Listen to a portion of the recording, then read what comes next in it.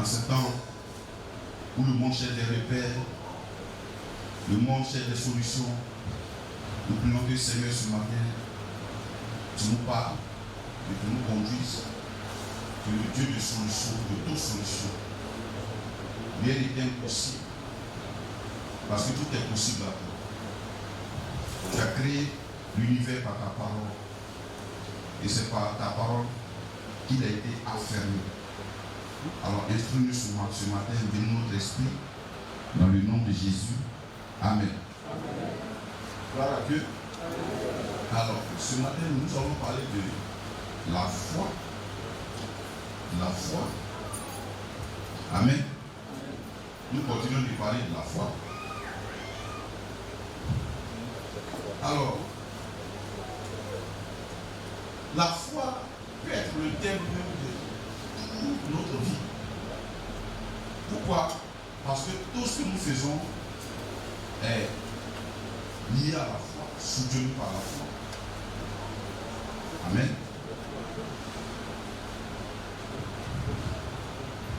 La foi. Pour devenir chrétien, il faut croire. Pour vivre en tant que chrétien, il faut croire. Pour être guéri, il faut croire. Pour être prospère, il faut croire. Pour investir, il faut croire. Amen. La foi. Ou bien j'écoutais l'intitulé les paroles de la foi. Ou bien le bruit de la foi. Donc prendre nos Bibles dans le livre de 1 Roi, chapitre 18, verset 41 à 46. J'ai lu la parole de Dieu. 1 Roi, chapitre 18, verset 41 à 46. J'ai mis la parole de Dieu. Vous y êtes? Bien. Et Élie dit à Akab, monte, mange et bois, car il s'est fait un bruit qui annonce la pluie. Akab monta pour manger et pour boire. Mais Élie monta au sommet du Carmel et se penchant contre terre, il mit son visage entre ses genoux et dit à son serviteur, monte, regarde du côté de la mer. Le serviteur monta, il regarda et dit, il n'y a rien. Il dit cette fois, retourne. À la 7e fois, il dit, voici un petit nuage qui s'élève de la mer et qui est comme la paume de la main d'un homme. Il dit, monte et dit à Akab, attelle et descend, afin que la pluie ne t'arrête pas. En peu d'instants, le ciel s'obscurcit par les nuages, le vent s'établit et il y eut une forte pluie. Akab monta sur son char et partit pour Jezreel. Et la main de l'Éternel fut sur Élie, qui se saignait les reins et courut devant Akab jusqu'à l'entrée de Jezreel. Amen. Gloire à Jésus. C'est l'histoire d'un prophète qui s'appelle Élie. Gloire à Dieu. Alléluia. Abraham. C'est l'histoire d'un prophète qui s'appelle Élie. Et c'est son histoire avec le royaume d'Israël.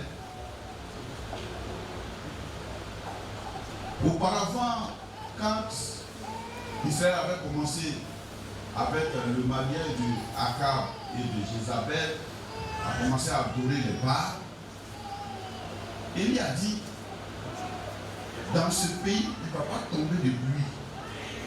Pendant combien d'années? 3 ans, 6 mois. Sinon, à ma parole. Et la pluie a cessé pendant 3 ans. Il ne pleut pas.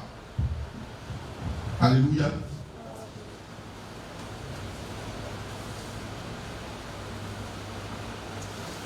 Et Élie, au bout de 3 ans et 6 mois, a lancé un défi au prophète de Baal. En fait, Dieu est un Dieu de défi. Dieu est un Dieu des défis. Et il a dit, bon,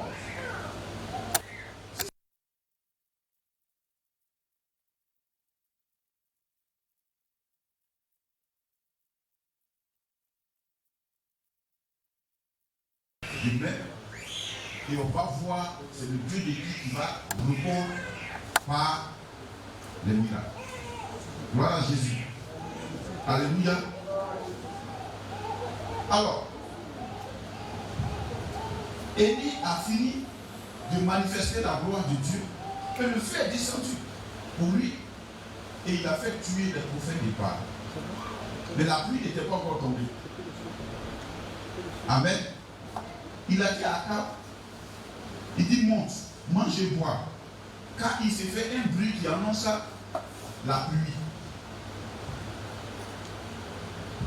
Alors, ce que je veux développer ce matin, le premier point, c'est que la foi s'attend au miracle. Dis avec moi, la foi s'attend au miracle. Pourquoi beaucoup de chrétiens parlent, à Dieu, il n'y a pas de miracle? La foi n'est pas l'expression de la prière seulement. La foi est l'état de notre cœur après la prière. La foi, pour qu'elle soit tangible et manifeste, de par la manifestation de notre foi, dépend de ce qu'il y a dans notre cœur au moment où nous avons parlé. La Bible dit, la femme qui perdait le sang pendant 12 ans, elle s'est dit en elle-même, si jamais je peux toucher le bord de son vêtement. Alléluia. Élie a dit à Akab, monte, mange et bois. Il se fait un bruit qui annonce la pluie. Les deux sont là. Et Élie lui dit, Élie, il entend un bruit. Normalement, s'il y a la pluie, ils sont dans un lieu désertique. Au mont Carmel, c'est le roi qui devait dire, j'entends un bruit, la pluie va venir, moi je m'en vais. Mais c'est Élie qui lui dit, il se fait un bruit. Ça veut dire qu'Akab n'a pas entendu le bruit. Alléluia. Akab n'a pas entendu le bruit. C'est Élie qui a entendu le bruit. Alors, quand la foi qui va appeler le miracle se manifeste, il y a une pluie. Il y a quelque chose que tu dois entendre, que les autres ne peuvent pas entendre. Que quand tu es en train de faire quelque chose, les autres autour ont l'impression que tu es un peu fou. Mais toi tu sais, c'est comme si tu as entendu quelque chose et tu dis, je vais faire ça. Amen.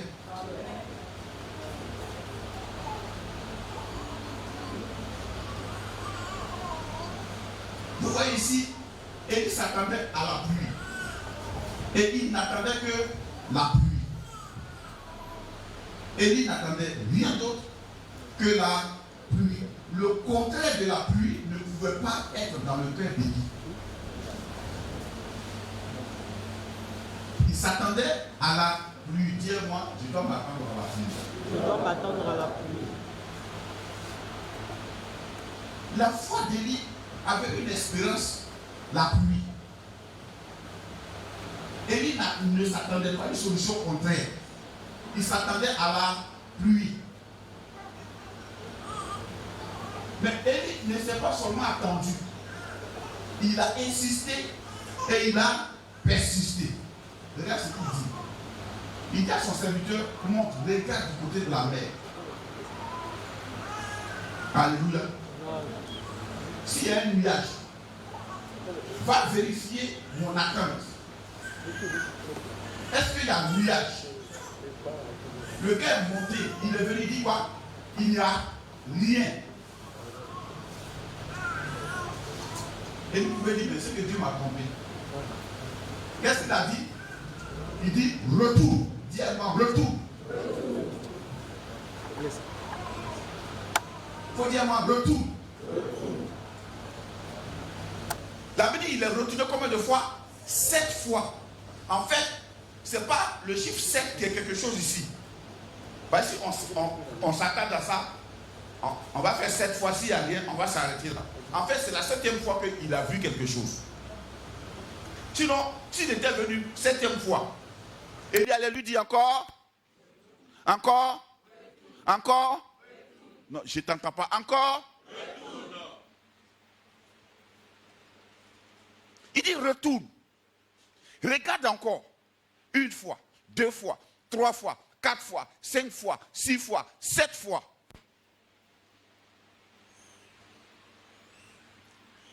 Alléluia. Même quand il est revenu la 7e fois, qu'est-ce qu'il a dit? Il n'a pas dit, j'ai vu un gros nuage. Il dit, je vois quoi? Un nuage qui est comment? La paume d'un homme. Qui est comme la paume d'un homme. Nuage. Qui est comme la paume d'un homme. Élie lui dit, c'est suffisant. Je vais te dire ce matin, le peu que tu as vu là, c'est suffisant. Le peu que tu as vu là, c'est suffisant. Le peu suffit à la fois. Quand le même Élie est arrivé chez la veuve là, elle a dit, j'ai une poignée de farine. Le peu là est suffisant. Mais dans la foi, il y a la vision. Il dit, va regarder. Qu'est-ce que tu vois? Même si tu ne vois rien, insiste pour voir quelque chose. Alléluia.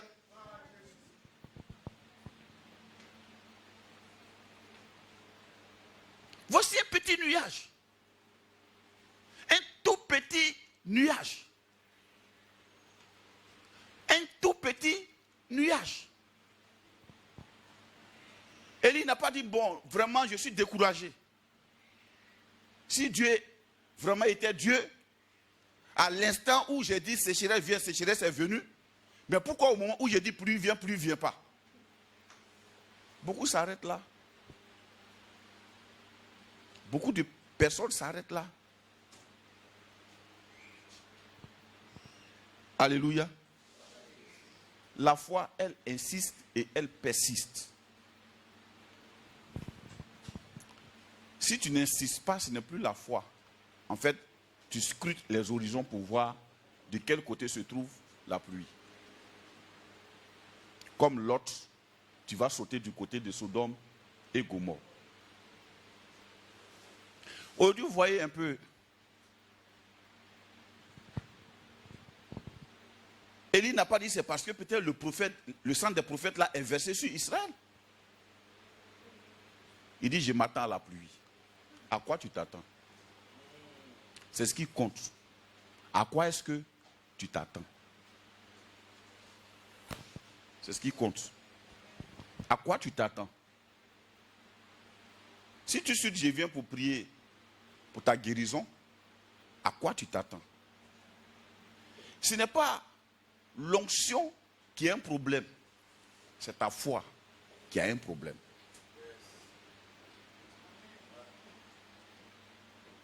Ce n'est pas la capacité de Dieu qui a un problème, c'est ta foi qui a un problème.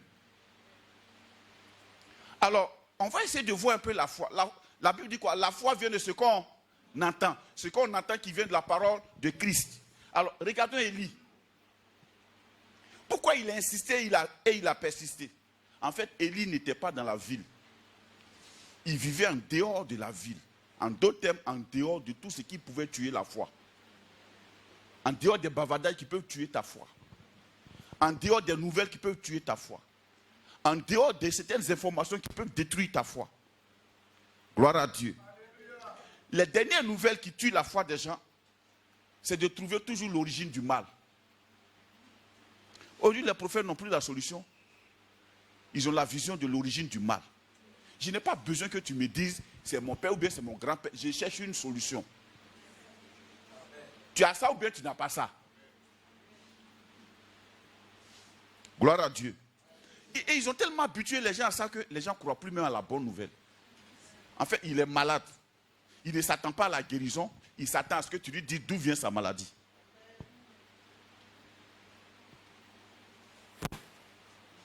Et c'est devenu aujourd'hui la mode.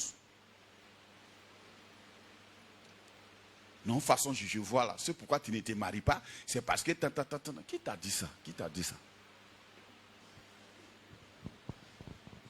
Moi, je vais vous dire une chose. Quand il y a un problème dans ma vie, je commence à analyser d'abord ma vie. Est-ce que je suis en règle avec Dieu? Sinon, ce n'est pas beauté qui se marie. Est-ce que tu es en règle avec Dieu? Mariage même, ce n'est pas pour les chrétiens. C'est pour tout le monde entier. C'est comme le soleil qui sort là. Ça brille dans le champ des païens. Ça brille dans le champ aussi des chrétiens. Quand la pluie tombe, ça tombe dans le champ des païens. Ça tombe aussi dans le champ des chrétiens. À quoi tu t'attends? Alléluia. À quoi est-ce que tu t'attends? Tout de suite, s'il y a un problème dans la vie de quelqu'un, quand il croise un pasteur, il s'attend à ce qu'on lui explique d'où vient le problème.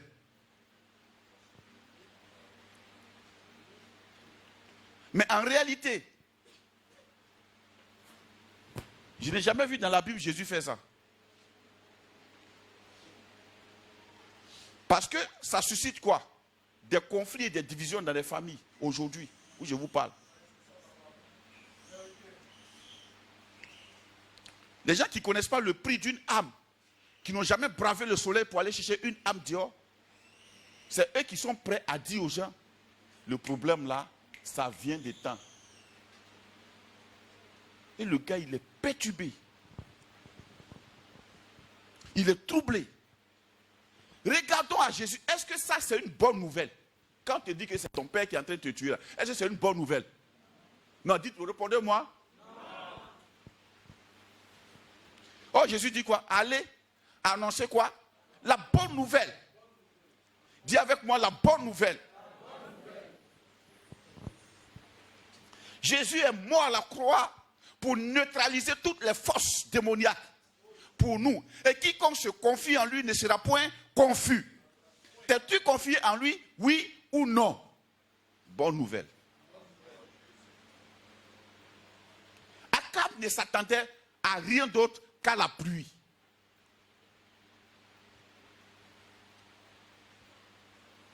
Non, ton patron, je suis contre toi, je ne m'attends pas à ça. Je m'attends à la promotion. Non, en fait, ton fauteuil là en bas, là, ils ont mis un fétiche. Mon frère, je ne cherche pas ça. Je ne vais pas aller opérer mon fauteuil pour voir dedans. Je m'attends à la promotion. À quoi tu t'attends?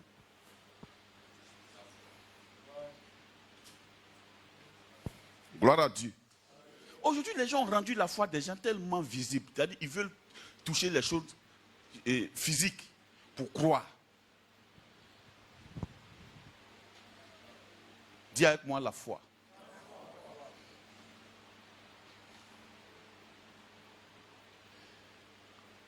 Ce qui est intéressant dans la foi ne change pas la grâce de Dieu. Tu veux dire quoi? La foi ne peut pas obliger Dieu de faire ce que lui n'a pas prévu de faire pour toi. Les gens pensent que il y a des choses spirituelles qu'on doit faire pour que Dieu change à leur tour. Ce n'est pas parce que c'est ton tour que Dieu changera. Il te donnera ce que sa grâce lui permet. Je prends un exemple. Quelquefois, un jour, il y a une dame qui est venue me voir et dit qu'en tout cas, elle est convaincue qu'il y a un homme là qui est son mari. Mais le monsieur, en fait, il est marié. Aïe, vous avez déjà vu ça. Et ça, on voit ça tout. Ce n'est pas femme. Ce n'est pas affaire de femme. C'est affaire de ce qui est prêché. Si elle a pensé à ça, c'est qu'elle a entendu ça quelque part, ça a été vu quelque part. Quelquefois, on veut aller au-delà de la Bible. Faisons attention. Elle est venue, quand elle a fini de parler net, je l'ai écouté jusqu'à... Il dit, ah d'accord. Ma fille, je n'ai pas onction pour ça. Le monsieur là, ce n'est pas ton mari. Il est déjà marié. Elle dit, non, il y a un prophète même qui lui a dit que si on prie là, il va divorcer, elle va se marier. Bon, ta foi là, ne peut pas provoquer Dieu à faire une telle chose qui est contraire à sa parole. Élie s'attendait à la pluie, mais la pluie entrait dans la grâce de Dieu.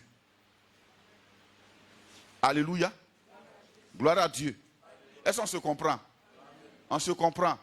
Parce qu'on va prier pour beaucoup de sujets. Mais il faut que tu comprennes beaucoup de choses aussi. Parce qu'il y a des personnes, par exemple, qui ont besoin de repentance. Ils sont malades, ils ont besoin de confesser leurs péchés. C'est quoi la maladie est là? Il y a des maladies qui sont dues au péché. Il y a des maladies aussi là qui sont dues à ton mode de pensée. C'est-à-dire, en fait, quand on regarde là, tu n'es pas malade. Mais la maladie, c'est dans ton esprit. Et ça te ronge. On peut passer un scanner, on ne verra rien. Mais tu es malade.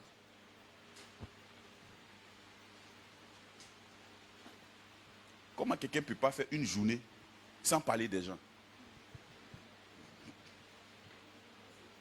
Tu ne peux pas faire une journée sans penser que les gens sont contre toi. C'est quel genre de vie ça? Et donc il y a des prophètes qui te préparent à ça. Tel est contre moi. Ah, il y a telle société qui est contre moi. Au finish là, tu commences à tomber malade. Gloire à Dieu. Élie ne s'attendait pas à autre chose que la pluie. Dis-moi la pluie.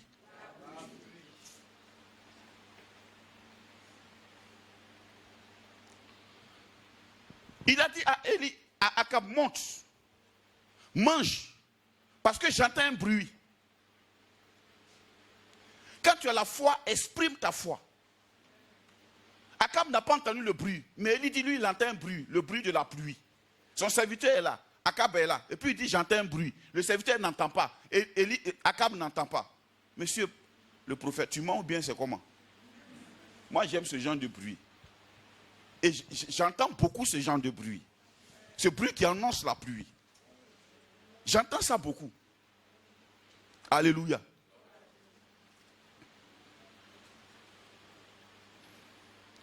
Le serviteur est parti. Patron, il n'y a pas de nuage. Quand on te dit, il n'y a pas de, quelle est ta réaction? En fait, le il n'y a pas de, c'est un combat qui est enclenché entre ta foi et puis la réalité. Il n'y a pas de. C'est quoi vous voyez, je vais vous donner un conseil, ne mettez pas vos oreilles dans la bouche de monsieur tout le monde. Aujourd'hui, vous voyez, on travaille beaucoup, mais il y a peu de résultats. Vous savez pourquoi? Parce que les gens veulent faire des cinémas, quoi. Ils veulent tourner film. On ne défend pas Dieu.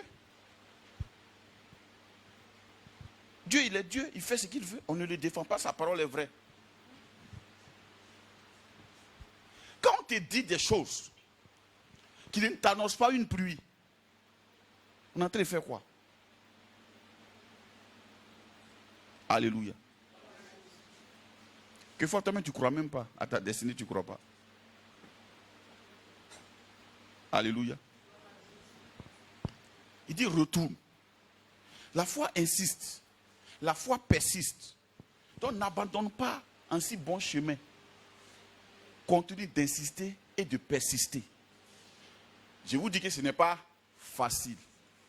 Parce que ce à quoi les chrétiens s'attendent, ils s'attendent à tout ce qui est facile. Pour eux, quand on dit chrétienté, la foi, c'est bienvenue la facilité. Ce n'est pas la facilité. C'est tout comme cette femme qui a perdu son enfant. Elle a hébergé le prophète. Le prophète a mangé chez elle. Il est parti, son enfant est mort. Elle a laissé l'enfant dans la maison. Elle a pris cheval. Elle n'a pas dit à quelqu'un. Elle est partie derrière le gars. Elle croit déjà, madame, on n'a jamais vu des femmes sur cheval. Tout va bien, elle dit, tout va très bien. Elle est partie voir. La foi demande aussi un courage. Elle dit, je n'ai pas demandé l'enfant. Hein. Quand tu as prié, l'enfant est venu. Mais il est mort. Il faut venir le réveiller.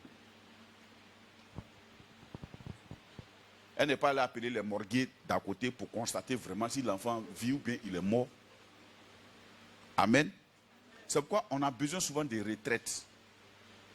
Loin des bruits de ce monde. Ce monde a son bruit. Et son bruit tue. Ça tue la foi des gens. Aujourd'hui, l'évangile a été remplacé par le bruit du monde.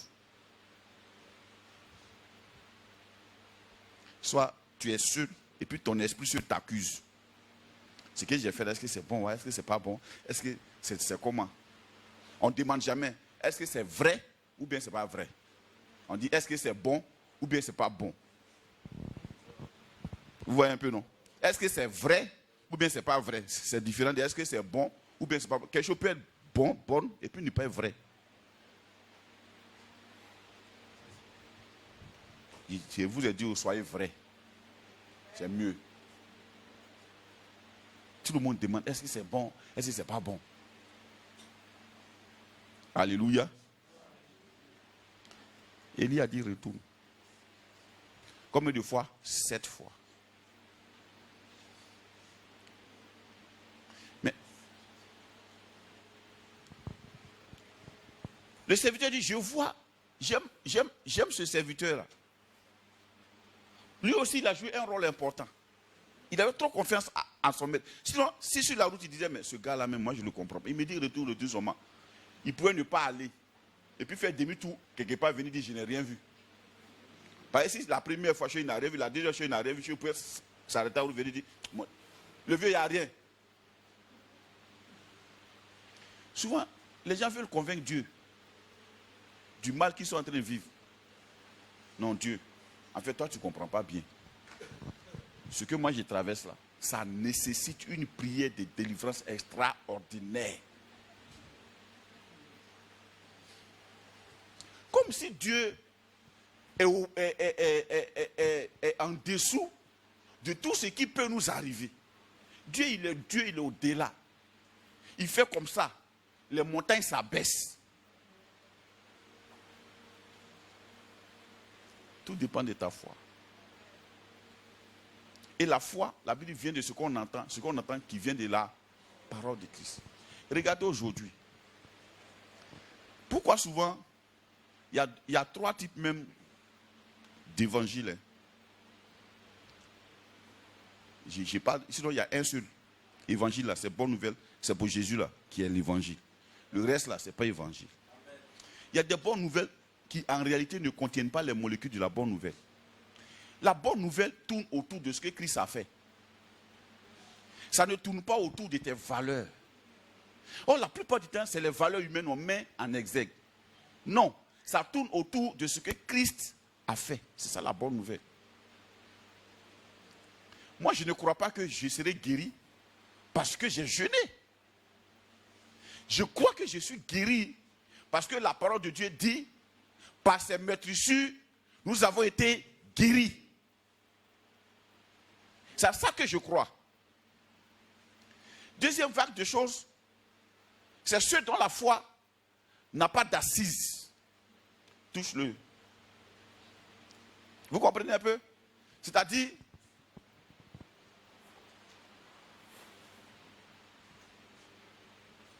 quand tu vois la vie du chrétien là, c'est n'assise sur rien, bibliquement parlant.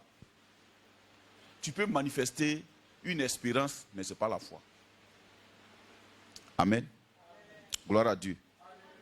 C'est pourquoi je vous encourage toujours, lisez la Bible. Le miracle ne se trouve pas dans les papotages. Lisez la Bible.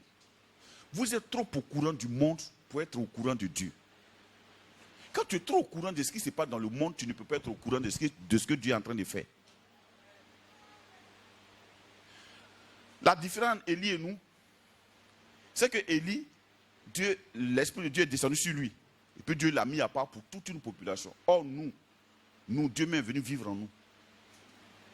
Donc, normalement, on a plus de résultats à donner que Élie a à donner. Ou bien que Élie a donné. On a plus de résultats à donner.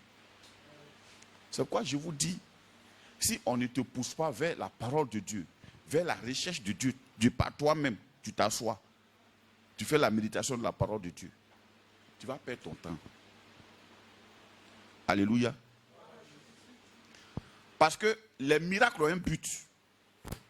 Quand Élie a prié, il dit, je t'ai prie, fais un miracle pour que le cœur de ce peuple se tourne vers toi.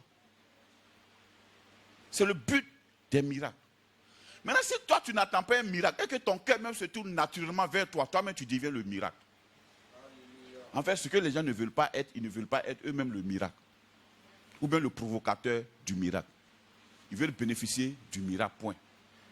Parce que il faut prier pour moi, pour que je me marie. Ce n'est pas mauvais, j'ai prié pour toi. Mais tu peux chasser ton propre mari.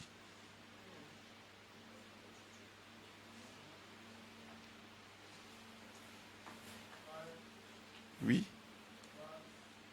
Voilà pourquoi Jésus a dit, il y a beaucoup d'appelés, peu d'élus. L'élection, peu d'élus. C'est-à-dire peu de sélectionnés. Pourquoi? Parce que ceux qui sont appelés, ils sont appelés 7. Ils ont entendu l'appel 7. Mais au niveau de l'élection, il y a un problème. Élie n'a pas renoncé. Il dit retourne. Retourne. Retourne. Retourne jusqu'à 7 fois. Qu'est-ce qui fait la différence, Élie et nous? La différence, c'est que nous renonçons quand nous ne voyons rien à l'horizon. Amen. Nous renonçons. Quand nous ne voyons rien à l'horizon. Quelquefois même, nous voulons dire à Dieu, il faut que tu t'adaptes à moi. Au lieu de nous adapter à Dieu. Amen. Donc la foi là, frère, elle est simple. Ce matin, on va prier. Si tu es malade, on va prier pour toi. Si on avait prié pour toi avant, il n'y a pas eu d'effet là. Ce matin, change un peu ta façon de croire. Amen. On va prier. Mais à quoi tu t'attends? À la guérison? Ou bien à ce qu'on te dise, voilà le problème qu'il y a dans ta famille. Il faut la toucher. Amen. Est-ce qu'on se comprend? Quelqu'un est malade. Il vient. On dit quoi? Si quelqu'un parmi vous est malade, qu'on fasse quoi? Qu'on appelle les anciens de l'église, que les anciens prient pour lui en loignant d'huile. Bon. En fait, c'est la foi du gars, la foi des anciens, qui va se mettre au travail. Si on t'a oint d'huile, on a prié pour toi, et que toi-même tu ne crois pas en ta guérison, on fait quoi? On fait quoi? On fait comment? Alléluia. Voilà pourquoi les gens aiment sauter. Souvent quand les gens sautent, moi je les regarde comme si Dieu est un Dieu, tu vois quoi, voilà, à notre convenance. Non. On ne met pas Dieu à notre convenance. C'est nous qui nous mettons à la convenance de Dieu. Gloire à Jésus.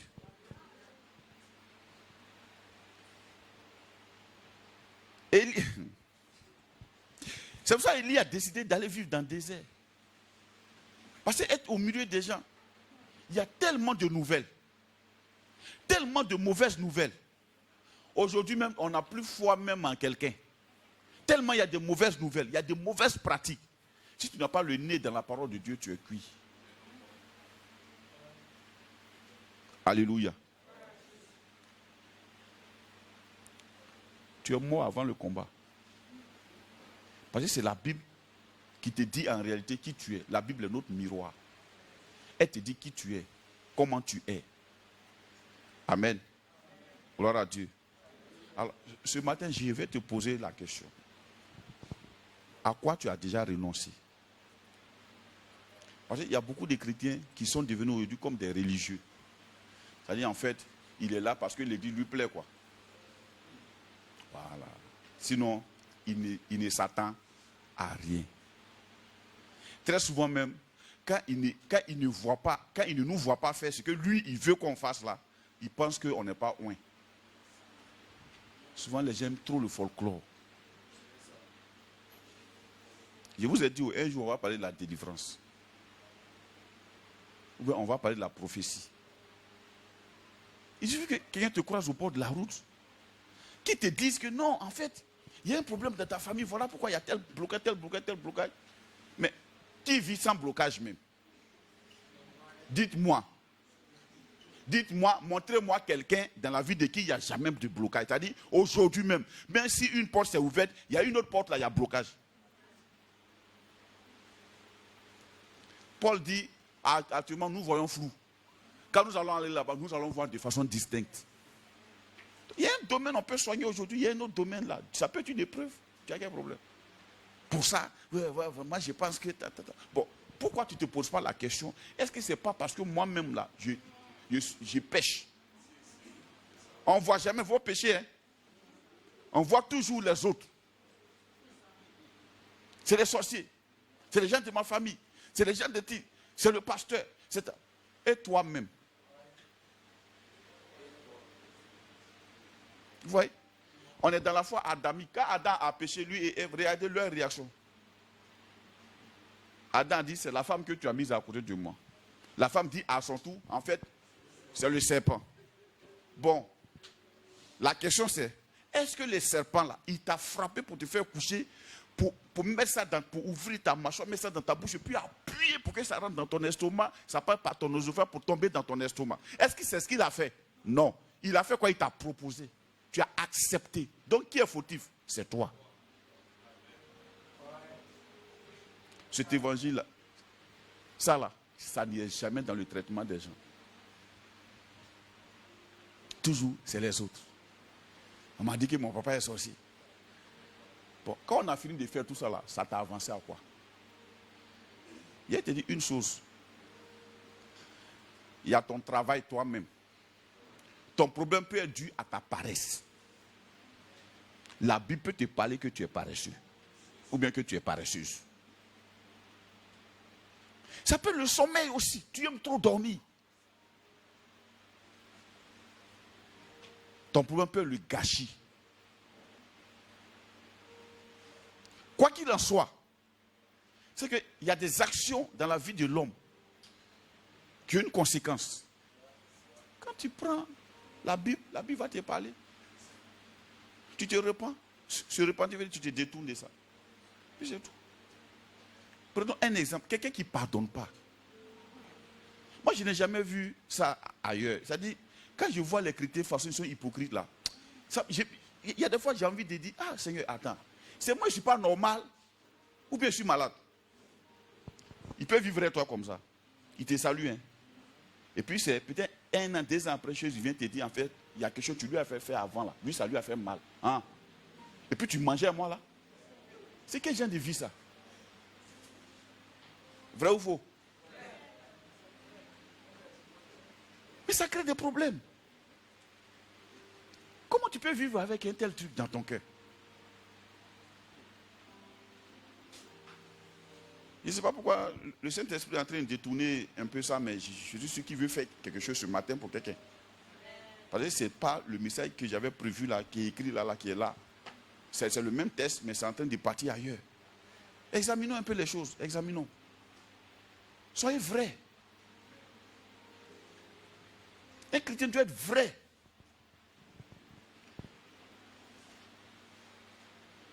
Les démons existent. Je ne renie pas les démons. Non, ils existent. Mais la Bible dit qu'ils ont été neutralisés à la croix. Et Dieu nous a donné le pouvoir de les chasser. Tu as le pouvoir de les chasser.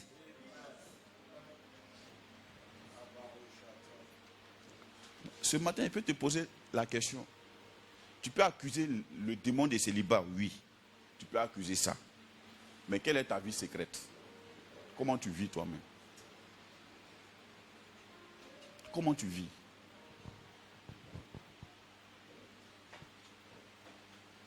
Pendant que Dieu est en train de préparer une destinée, qu'est-ce que toi, tes mains sont en train de préparer à côté? Parce qu'il y en a en fait qui n'ont pas envie de vivre seuls. Ils embrouillent les gens pour marier là. Ils n'ont pas envie d'être seuls un seul instant. C'est-à-dire, on dit Dieu est en train de faire ça, et puis eux en même temps, ils ont un Kofi à côté. Au cas où. Elle dit, il laisse une branche, ou bien elle laisse une branche, il y a une autre branche déjà qui est dans sa main. Donc les deux branches sont là comme ça. C'est celle qui la tient, qui le tient plus, c'est là-bas, il pèse tout son poids. Non. Pourquoi tu ne peux pas rester seul, même un an? Reste tranquille un peu.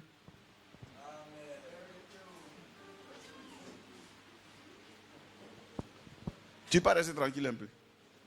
Seul comme ça, seul pour réfléchir, pour dire, moi je vais rester comme ça. Non, mon frère, en cas pris, seul.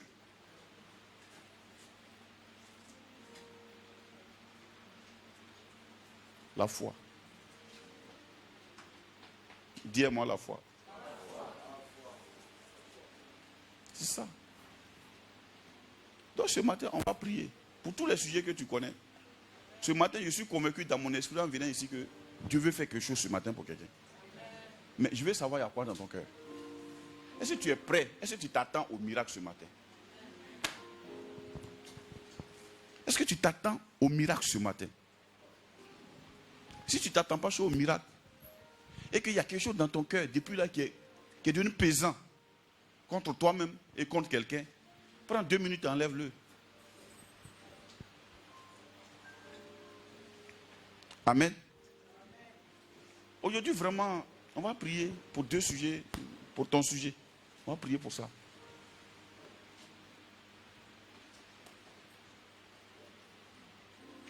À quoi tu t'attends? Quels sont ceux qui sont malades?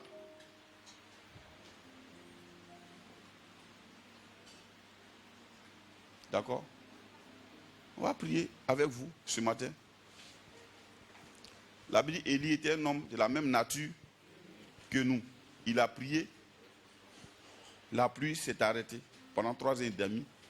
Il a prié encore et la pluie est revenue. Amen. Gloire à Dieu. Donc Élie n'est pas spécialement conçu pour ça. Il est de la même nature que toi et moi. Il a prié, Dieu l'a répondu. Alors ce matin, à quoi tu t'attends? Pour ceux qui ont levé les mains, vous qui êtes malade, tu t'attends à ta guérison? Ou bien tu t'attends à quoi? Amen. À part la maman qui est au fond qui a levé la main, les autres jeunes là qui pouvaient vous arrêter, venez. Venez, on va prier pour vous.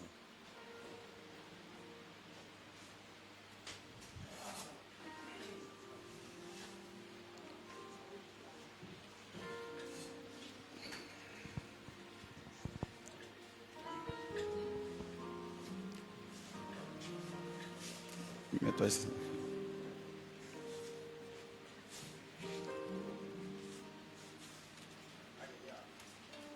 Tournez-vous.